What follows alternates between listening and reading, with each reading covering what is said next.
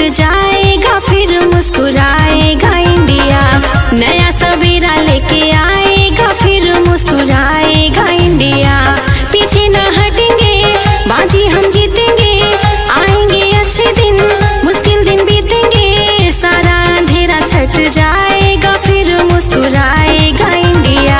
नया सवेरा लेके आएगा, फिर मुस्कुराएगा इंडिया।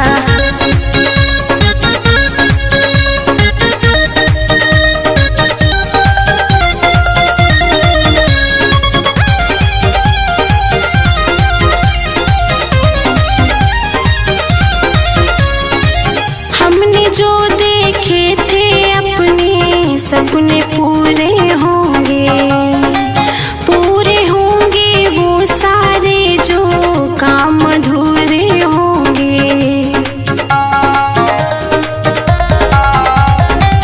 हमने जो देखे थे अपने सपने पूरे होंगे, पूरे होंगे वो सारे जो काम अधूरे होंगे। सारी तैयारी है, अब अपनी बारी है। दिलों की आशा ही ताकत हमारी है। कोई ना पीछे रह जाएगा, फिर मुस्कुराएगा इंडिया।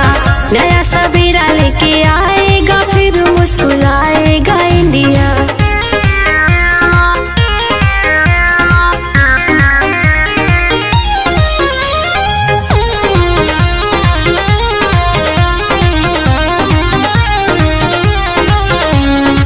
है भारत की बात निराली, हंस करके गम सहना। मुस्काती फूलों की डाली, कांटों के संग रहना।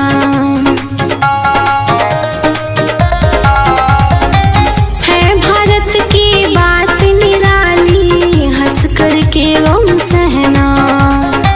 मुस्काती फूलों की डाली, कांटों के संग रहना।